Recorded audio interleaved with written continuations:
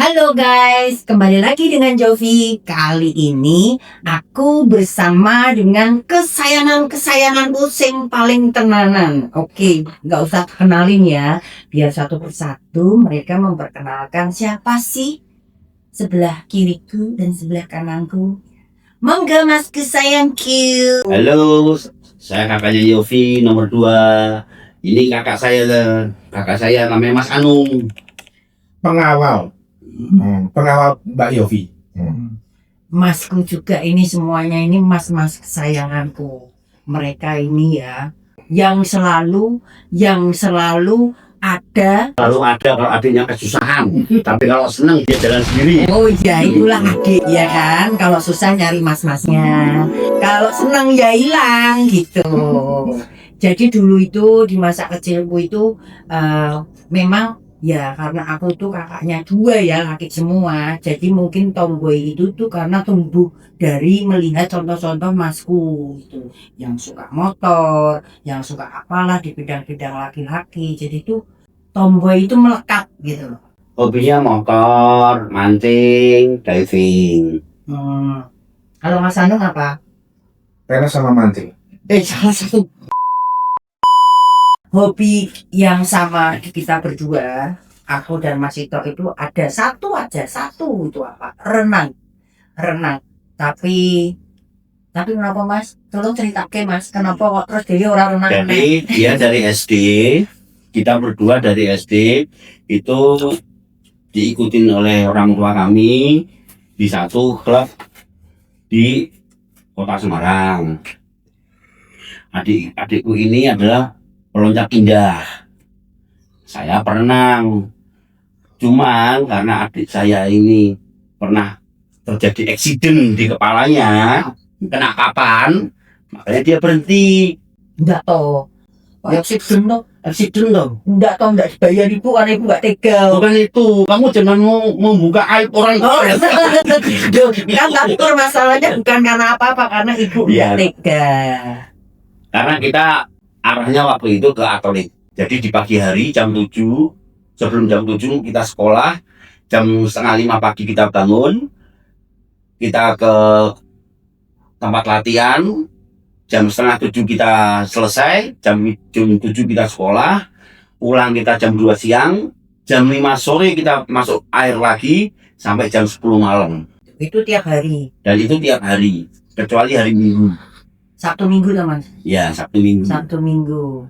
Kalau melihat karena orang tua tidak tega, kita diberhentikan. Ibu. Ya. Ibu. Jadi ibu itu nggak tega karena kan namanya juga kalau klub itu maksudnya atlet ya, itu kan latihannya genjot kayak gitu. Padahal kita masih SD. Tapi ya itu kembali lagi karena ibu tidak tega, ya akhirnya berhentilah di situ. Kalau Mas Ito ini pasti yakin ngomong dulu mau masuk PON. Sudah ya. Sudah ya. Wah itu jago. Itu aku lihat sendiri itu bener renang. Sudah medali perak. Atlet tembak lembing yang main satu atlet 3.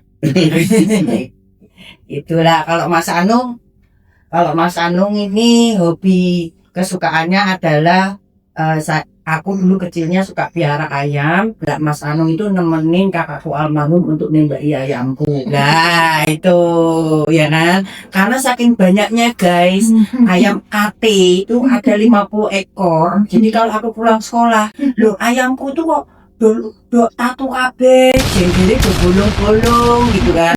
Oh ternyata buat sasana latihan mas-masku ternyata. Bener nggak Mas Anung mengakui loh ya, pengakuan deh ya. Cepet enggak diindah mulai sekolah. Ayo ya tuh pengakuan lo itu. Kalau frekuensi ketemu kita jarang, tapi kalau kontekan kita sering. Itu. Telepati lah. Telepati ya Mas. Jadi sebetulnya kita ini jauh tapi tidak jauh. Itu aja sih prinsipnya. Jakarta Semarang masuk jauh. Maksudnya jauh, kami di Jakarta, aku di Semarang. Kadang aku di Jogja, kadang aku di mana kamu nggak ngerti kan? Di pulau mana ya? Selalu kontek-kontekan.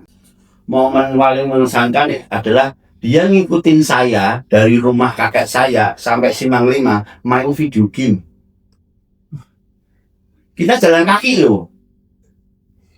Ya kan dari Mataram sana sampai Simpang 5 namanya Mickey Mouse waktu itu main game. Jaraknya berapa? Kira-kira berapa? Ya kalau jalan kaki kurang lebih setengah jam sampai sejam lah. Yopi ngindi lama. Yobi ini ngintilan, kakaknya main apa aja dia selalu ikut. Gitu. Makanya di antara kita bertiga yang paling terdekat adalah saya sama adik saya. Ya tapi buat pokok bawang, misalnya kalau main sepak bola, ya bolanya nggak pernah dikasih. Intinya aku cuma ngejar bola, kanan kiri, gitulah pokoknya. Itulah guys gambarannya gitu. Kita latihan berenang dulu masih digombel, nggak dijemput gitu. Sopir, Jemput aku. enggak ada sempat Tahu. pernah kan sopir kan. Lu coba ayo berdua jalan kaki jalan kaki lu. Sampai Jatian Ngale itu berdua kayak gitu. Kita itu terpisahkan karena ingat banget itu Mas Ito dibelikan bapak itu motor. Wah, SMP udah dibeliin motor, terus wing, yuk, wah, Mati. kemaki banget, ya tau buaya, yuk, ngeng gitu. Yang terus tasnya tuh sampai kena aspal itu loh. Jadi, wis gaya, wis berangkat sekolah tuh udah. Mati kalau kita itu belum batu. Nah itu lah disitulah mulai punya kesibukan masing-masing. Kalau dulu sebelum masih tahu itu punya kesibukan gitu ya papa mau nggak mau diintili, memang sebel tapi ya mau gimana lagi, kalau ndak nangis ya tuh mas, nangis geru-geru masih tok kemana gitu karena jaraknya aku sama Mas yang nomor 1 itu cukup jauh gitu. Ini jarak ini sama ini jauh banget. Jauh lah gitu, jadi tuh kayak ya gitu, jadi ngikutin aja karena aku nggak punya temen. Sekalinya punya temen tak datengin ya mas yo. Gitu dari rumah sampai ke rumahnya adiknya temanku itu tuh mungkin 20 menit ada itu jalan karena dikenalin sama adiknya temannya Mas Ito. Ya kalau kangen pasti kangen namanya kak bersaudara ya. Walaupun kita ya juga sering. Kamu kalau ketemu Yopi begini itu selalu bertengkar, nggak pernah enak. Cuman kalau jauh kangen-kangenan itu aja sih. Enggak berantem. Ya maksudnya bukan berantem atau berantemnya otot-ototan walaupun itu sebetulnya halnya nggak apa ya, yang nggak penting-penting banget gitu. Cuman mungkin memang kangen ribut aja. Memang aku jahil, kadang godain dia marah gitu, habis itu tinggal, itu memang aku sering gitu. Yang paling jahil dari 3 bersaudara siapa? Saya yang paling jahil. Hmm. Kalau kakak saya nggak jahil, Udah. Diem. karena kita jaraknya agak jauh dan kakak saya mukanya muka orang serius, jadi kalau mau jahilin aku digaplok. Gitu. Ini paling jahil saya. Sil. Dan ini yang paling saya usilin. Nah. Sil. Jahil. Obyek penderita. Ibu Jovi gimana?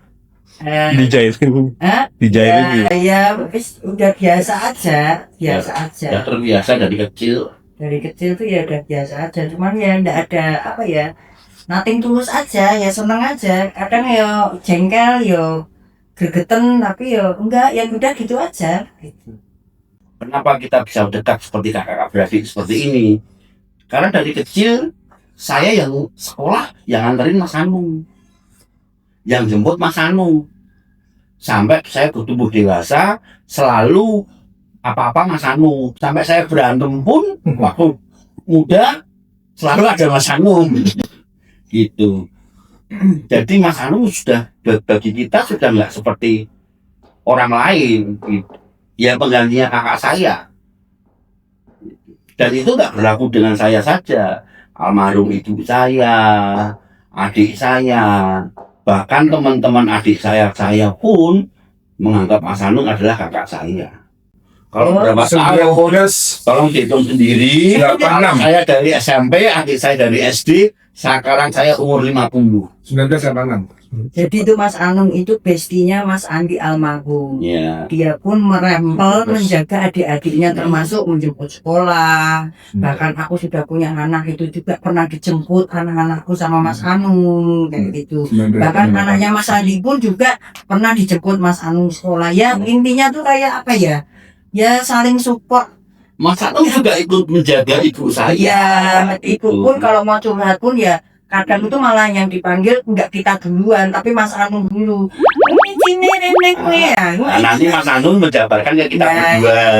Penjembatan. Menjembatan. Nah, gitu. Jadi segitu dulu guys. Kali ini kakakku kandung yang tinggal satu-satunya ya kan, ini kakakku bestiku Yus Opo, semua itu ya ada di Mas Anung. Dia selalu ada juga di waktu kita kecil sampai sekarang pun merhatiin ya Masku, ya merhatiin aku, ya merhatiin anak-anak kita semuanya. Apa-apa kalau Mas itu Mas Anung ya langsung gitu. Jadi guys, kalau kalian ada pertanyaan atau komen atau hal-hal yang ingin tahu, komen di bawah ya guys, gitu. Oke. Kalau butuh-butuh ayam impor bilang saya ya. Oh ya itu boleh juga, tapi ya itu ayam import itu untuk suliran soto. Ayam import itu untuk soto-soto yang mau diimpor ya. Gitu. Jangan lupa subscribe, follow, share, dan like. Terima kasih.